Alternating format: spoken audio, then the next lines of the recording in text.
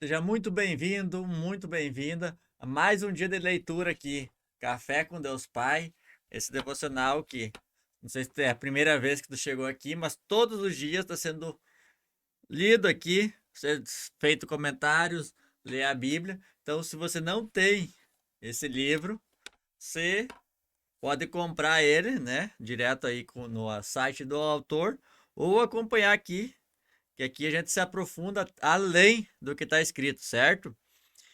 E olha só o que está escrito, o título de hoje. Ele está cuidando de você. Ele está cuidando de você. Diz o seguinte aqui: Sabemos que Deus age em todas as coisas para o bem daqueles que o amam, dos que foram chamados de acordo com o seu propósito. Romanos 8:28. Ele está falando aqui uma coisa interessante que é de acordo com o seu propósito. Ou seja, eu tenho um propósito, você tem outro. Cada pessoa tem o seu propósito. Basta o quê? Você entender qual é o seu. Você sabe qual é o seu?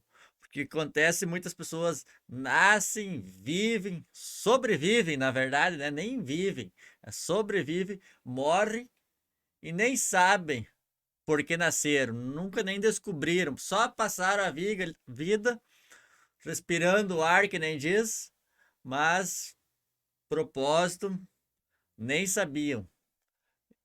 Mas você que está vendo esse vídeo aí, se você não sabe ainda, tá mais do que na hora. O melhor momento é ter descoberto ontem. E o segundo melhor momento é quando? É o hoje, é descobrir qual é o teu propósito e agir, certo? Independente de qualquer coisa, colocar e fazer. Não sei se tu já sabe, não tá fazendo. Olha só, vou comentar uma coisa. Agora é sábado de noite, 10 horas da noite, e eu tô lendo aqui. Logo vou compartilhar, provavelmente vou colocar o vídeo aí, vai terminar pelas 11 horas da noite. Vai dizer, quem que faria isso? Olha só, confesso que acabou de terminar um evento aí, na plataforma 1 aqui em Alphaville. Então, depois desse evento, peguei aqui, tô lendo, gravando, certo? Mas porque eu coloquei de compromisso de ler todos os dias e vamos lá e vamos seguir em frente. Agora, se eu não tivesse colocado essa meta, você acha que eu estaria lendo hoje?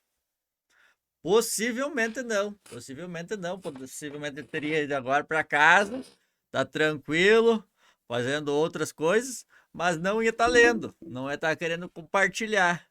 Então, quando vocês colocam uma coisa, você faz.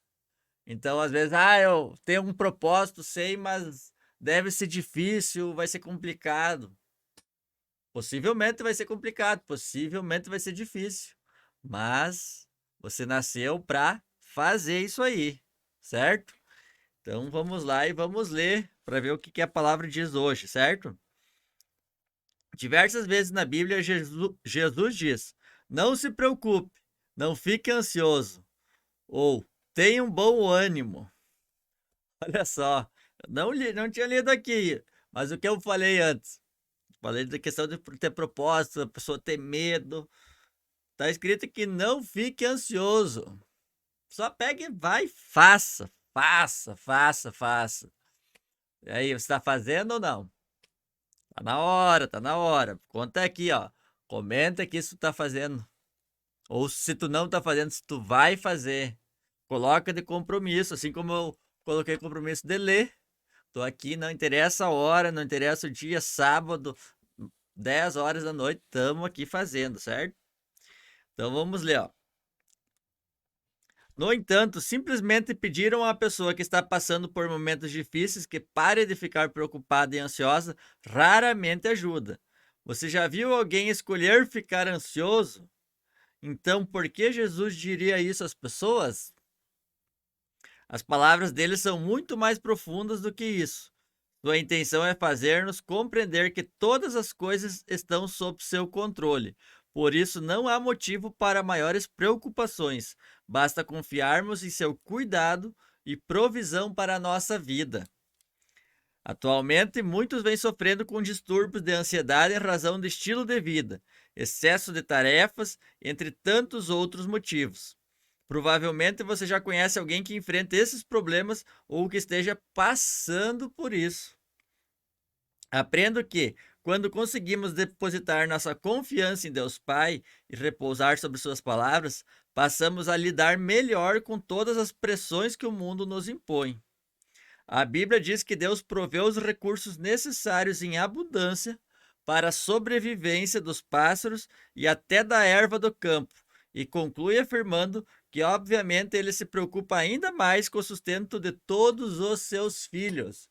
Imagina se toda a natureza, se você olhar tudo, todos os ciclos, tudo funciona de uma forma harmônica, desde uma peste, um inseto, para aquele pássaro comer, aí depois o outro maior, o predador comer ele, tudo funciona, uma coisa depende da outra.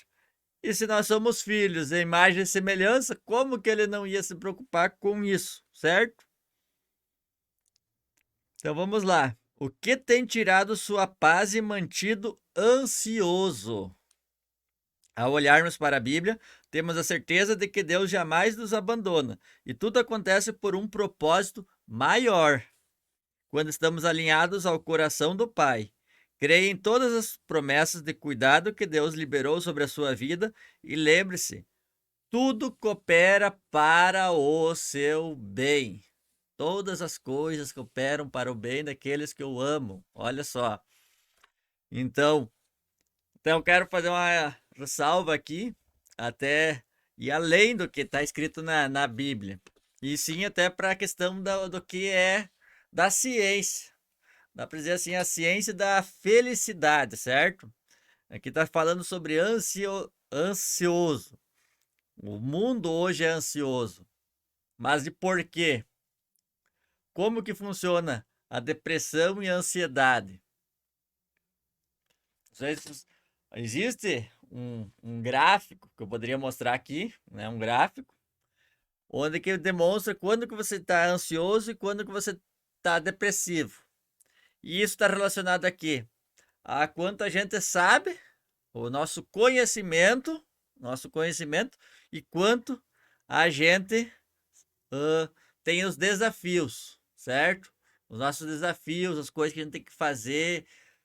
Por exemplo, você tem um propósito, você descobriu, você está com medo, eu vou fazer, tu fica ansioso. Por que que tu fica ansioso? Porque as tuas habilidades no momento, as tuas habilidades, você julga que elas são menores, tá? Habilidade menor do que o teu conhecimento. Então, o que que você precisa fazer? Simples. Aumentar tua habilidade. Se o teu desafio está grande, aumenta a tua habilidade, o teu conhecimento. Eu tenho um propósito aqui de falar aqui sobre Deus. Como você vai aumentar o conhecimento? Lendo mais a Bíblia, estudando mais, vendo mais vídeos, aprendendo mais aqui, até como esse livro aqui. Eu tenho um desafio na minha parte financeira. Eu sempre estou ansioso, todo mês é boleto para pagar, eu sempre fico ansioso, né? Como você faz? Aumenta teu conhecimento. Como?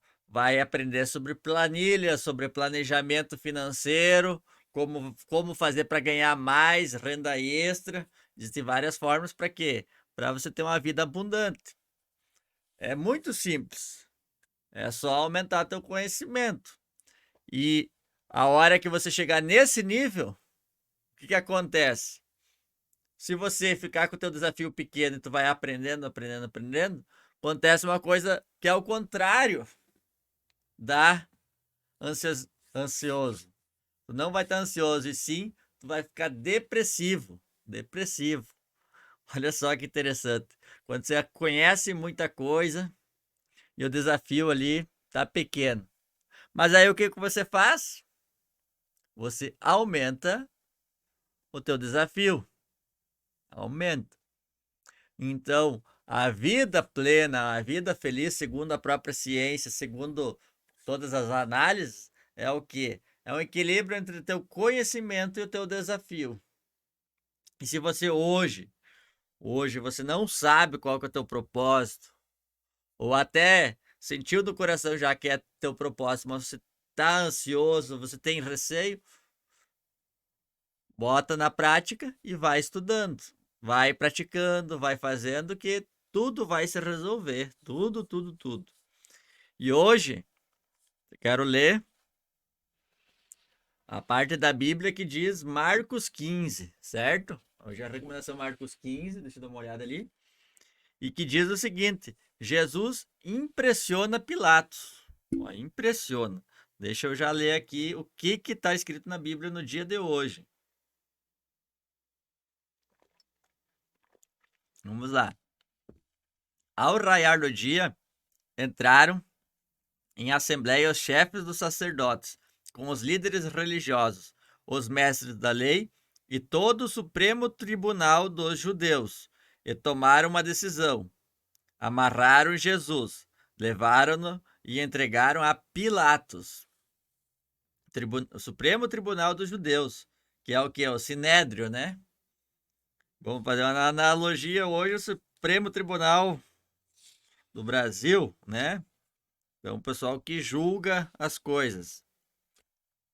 Então, Pilatos o interrogou: És tu? Vou dar uma olhadinha aqui.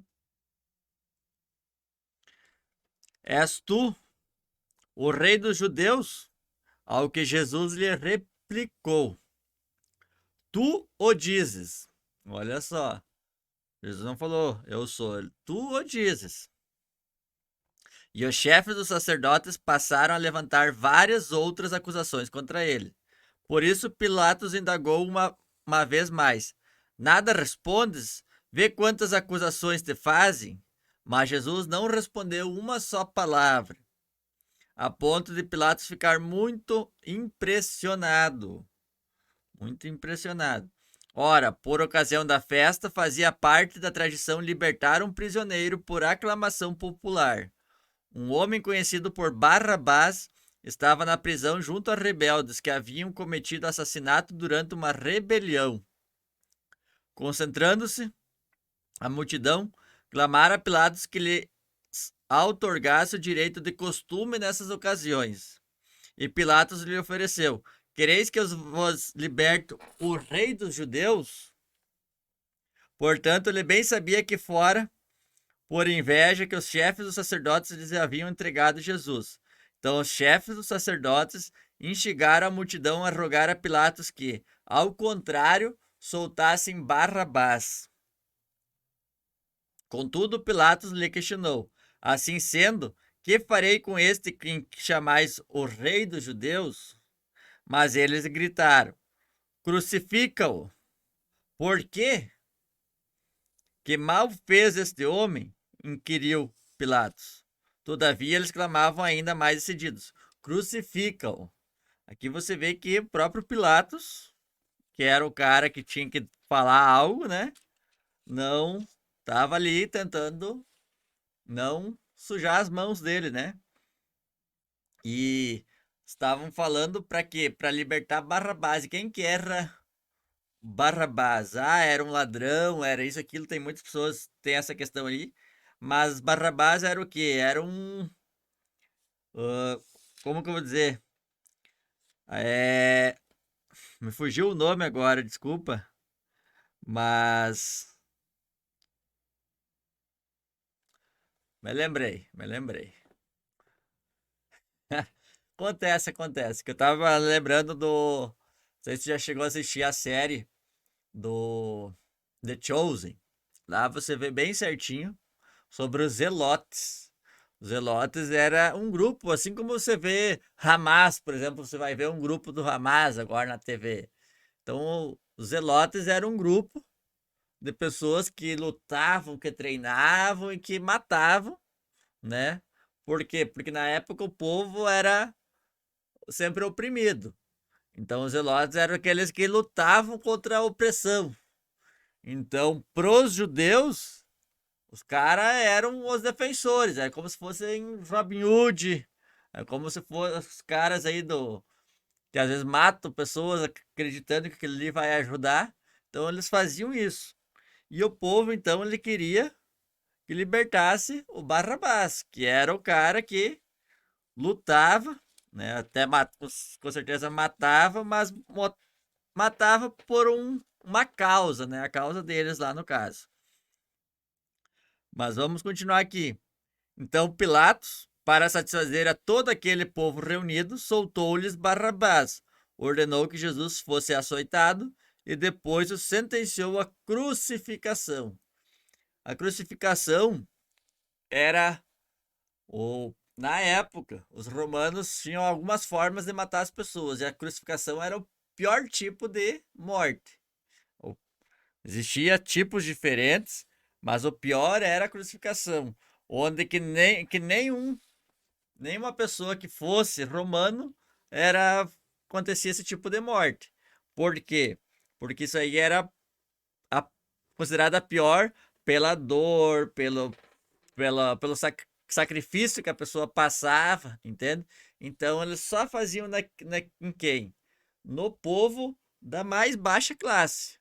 Era aquela baixa classe lá, eles matavam desse formato. Outras pessoas, na época, lutavam contra leões, né? Digamos, também não é uma morte, digamos, boa, né? Mas a crucificação com certeza era a pior, por toda a forma como a pessoa morre lá, certo? Então Jesus foi crucificado pelo pior tipo, né? Jesus é humilhado pelos soldados. Vamos ler aqui. Em seguida, os soldados agarraram Jesus e os conduziram para dentro do palácio, isto é, ao pretório, e agruparam toda a tropa. Vestiram-no como um manto de cor púrpura real. Depois teceram uma coroa de espinhos e cravaram na sua cabeça. O porquê cor púrpura ali? Eles pegavam a cor vermelha, era a cor dos reis, da realeza. Então, com isso, eles estavam dizendo assim, ó, que é o rei dos judeus, que é o que estava, como eles estavam chamando, Jesus, certo? Logo ali que eu já tinha lido atrás ali. E colocaram a coroa de espinho para quê? Por causa para dizer que é rei, certo? Só que existem até uns estudos de como que era feito essa coroa de espinhos. E existe uma planta, que até é chamada de.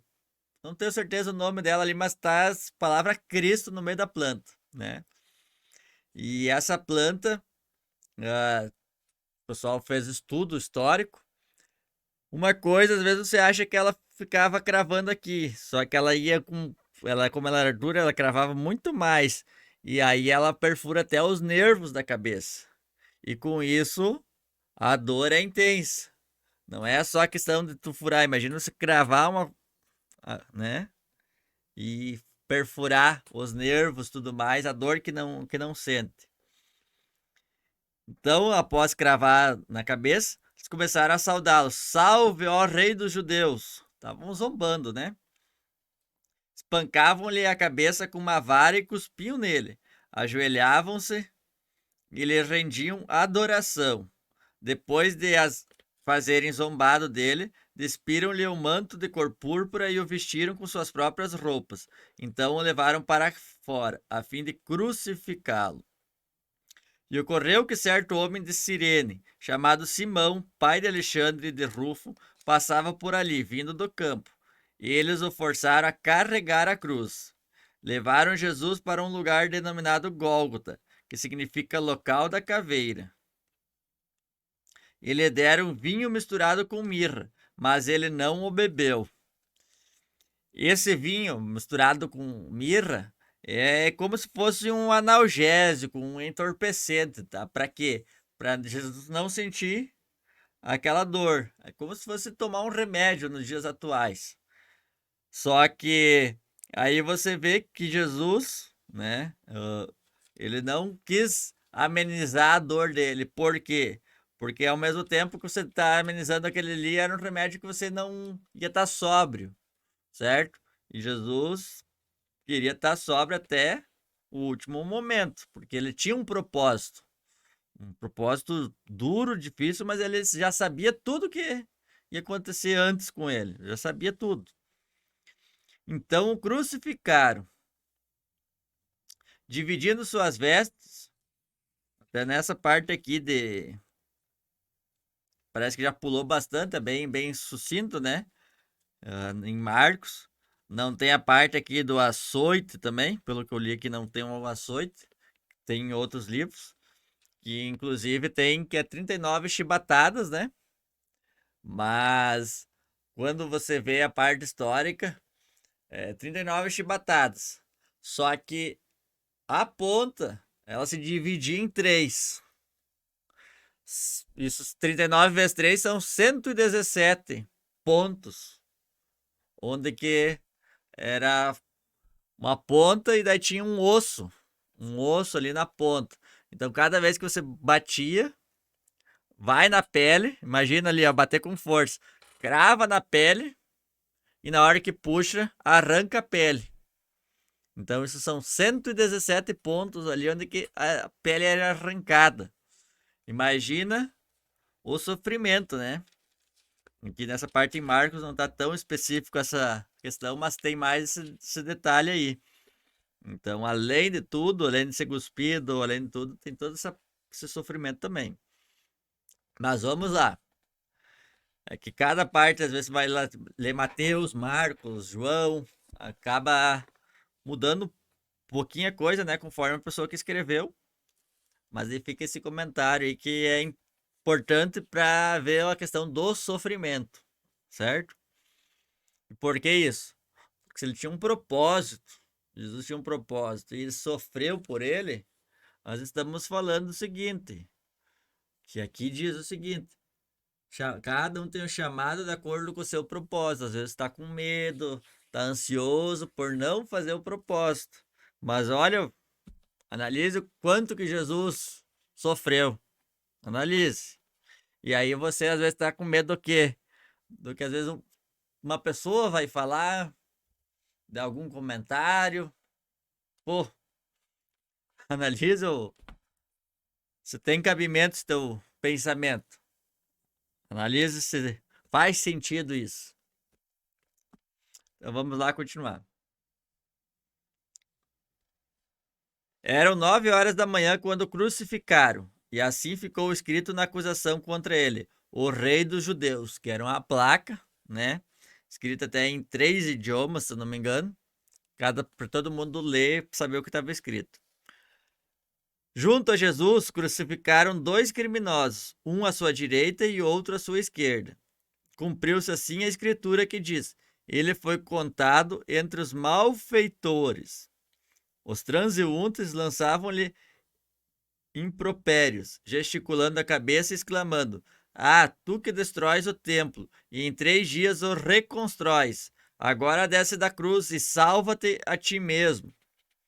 Então, eles estavam zombando do que Jesus tinha falado, né? Que destruiu o templo e tudo mais. Foi uma parte que a gente já leu esses dias, né?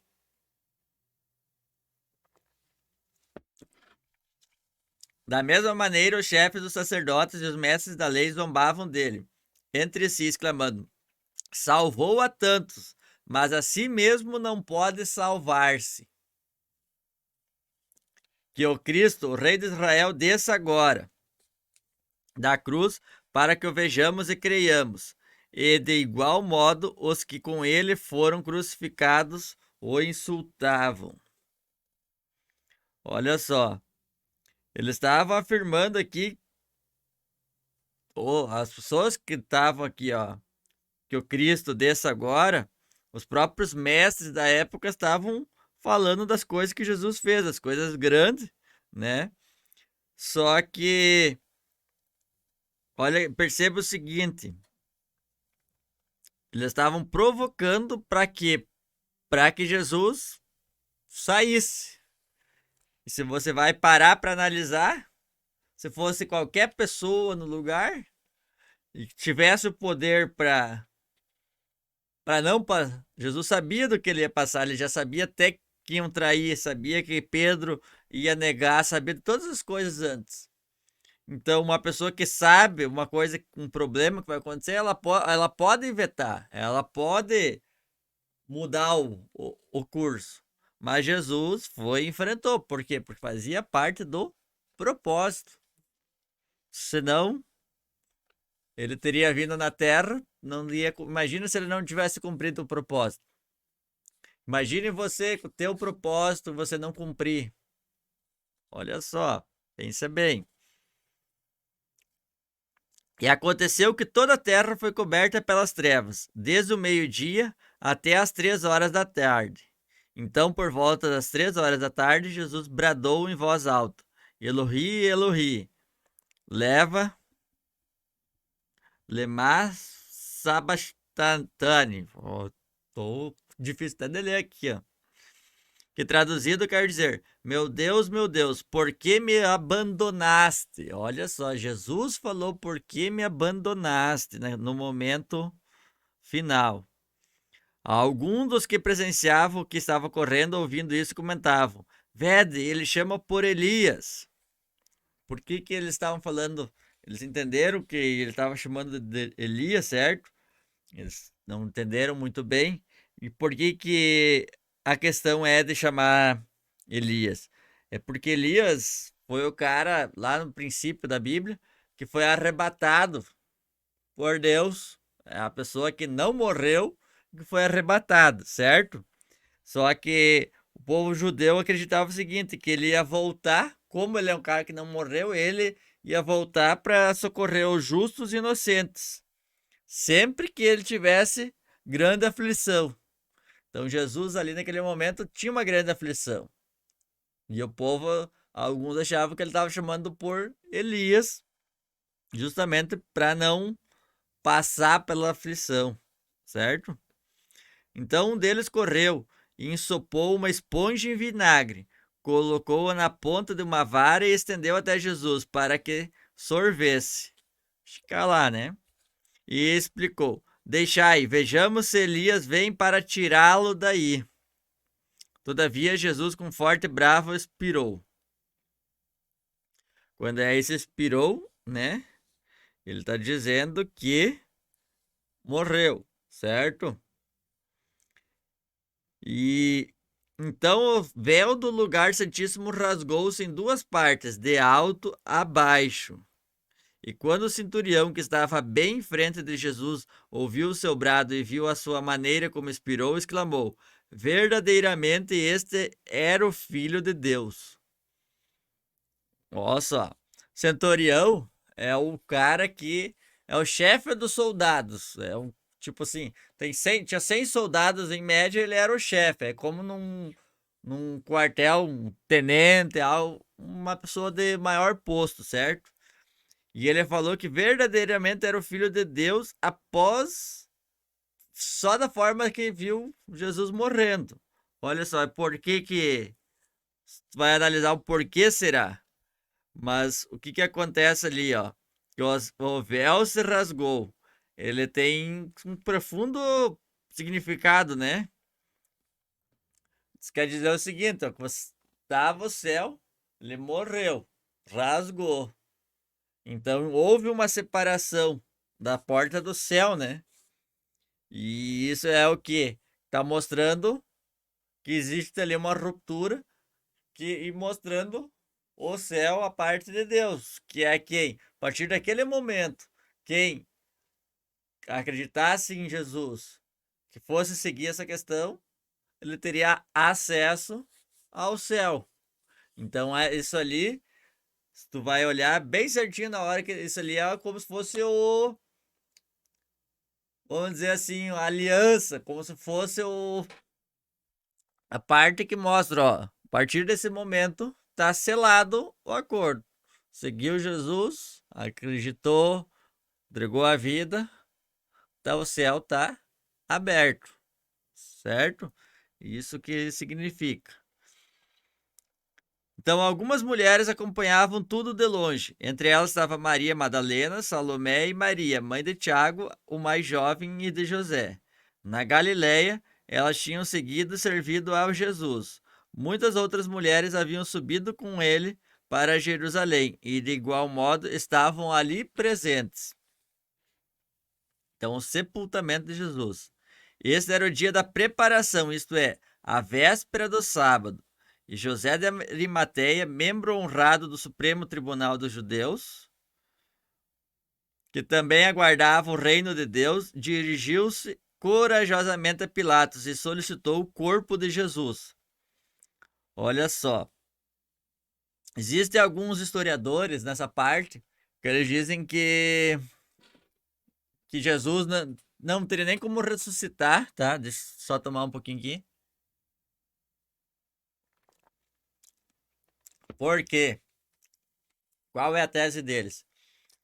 Que essa morte por crucificação, o que acontecia? Era crucificado, mas o corpo era deixado lá. Eles matavam milhares de pessoas e simplesmente não enterravam, porque os animais vinham e pegavam e comiam. Aí o corpo, depois de 4 dias ali, ele acabava definhando, caindo pele e tudo mais, os animais comiam embaixo, então tipo, se não sobrava o corpo das pessoas. Aí eles dizem que Jesus nem teria sido tirado, porque eles não tiravam o corpo. Mas e por que Jesus tirou? Olha só, José de Arimateia, era membro do Sinédrio. O Sinédrio, né, foi e condenou, levou Jesus lá. E um cara desafiou todos eles, por isso que diz que é coragem, e diz aqui que ele aguardava o reino de Deus. Então ele era um cara que era do Sinédrio, seguia Jesus, mas seguia ali meio que em silêncio, meio quieto. Só que naquele momento ele se posicionou, naquele momento ele diz, ó, dá aqui o corpo de Jesus que eu vou cuidar. E eu vou sepultar ele até descender o da família dele. Então, ele tomou partido. Até aquele momento ele estava na dele, quietinho, talvez com receio também de fazer o que deveria, mas no momento certo ele agiu. Foi contra os próprios, né, do Supremo, foi pedir direto ao governador.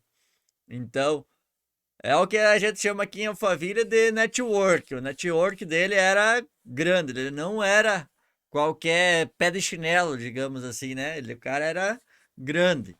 E ele foi, teve coragem, porque ele tinha um risco ali, com certeza ele tinha um risco, e ele foi lá e fez. Vamos continuar a ler. Pilatos recebeu com espanto a notícia de que Jesus já havia falecido, e chamando o centurião, perguntou-lhe se fazia muito tempo que morrera. Sendo informado pelo centurião, consentiu em ceder o corpo a José. Então José comprou um lençol de linho, desceu o corpo da cruz, envolveu-o no lençol e o colocou num sepulcro, cavado na rocha. Depois fez rolar uma pedra sobre a entrada do sepulcro. Ora, Maria Madalena e Maria, mãe de José, viram onde ele fora depositado. Então, aqui termina a leitura de hoje. Isso vai parar para analisar. Tem pessoas, de José de Arimateia, apareceu só naquele momento. Não apareceu antes. Apareceu para quê? Olha qual era o propósito dele. Imagina se não tivesse o José da Arimateia, se ele não tivesse o poder, se ele não tivesse um network, um conhecimento com os caras que mandavam lá. Não teria o corpo de Jesus. Se não tivesse o corpo de Jesus, não teria ressurreição, não teria a história que a gente conhece, não teria um propósito. Então, o que eu quero dizer com isso? Que é o que nós estávamos falando logo no início, lá na frase. Cada um chamado de acordo com o seu propósito. O propósito de José da Arimateia era fazer com que o plano fosse cumprido. E ele estava, por muitos momentos, quieto na dele, mas no momento certo ele agiu. Talvez você está aí em algum momento e está fugindo, mas tá na hora de fazer o que tem que ser feito, certo? E vou ler o dia de hoje. A frase que diz aqui: um conquistador se apropria das promessas de Deus sobre a sua vida. Um conquistador se apropria. Então, se você é conquistador, bora lá, bora lá. E se você não é, vai se tornar. E a palavra-chave do dia é cuidado. Cuidado, mas faça, certo? Gratidão aí por mais um dia acompanhando. Vou-me para casa agora. Amanhã tem mais leitura. Muito obrigado por tudo e não esqueça, tem 3 Cs, ó. Curta, comente e compartilhe. Que assim, talvez o teu propósito, tu não precisa talvez nem estar falando, né? Talvez não faça parte da tua natureza falar, mas às vezes o compartilhar esse vídeo, você pode impactar uma outra pessoa e você vai estar salvando, vai estar mexendo na vida dela, às vezes com uma coisa que às vezes eu falei nesse vídeo, às vezes no outro. Então, às vezes teu propósito é encaminhar, fazer com que chegue mais pessoas, né? Cada pessoa tem o seu propósito, certo? Então, muito obrigado. Nos vemos amanhã. Até o próximo dia.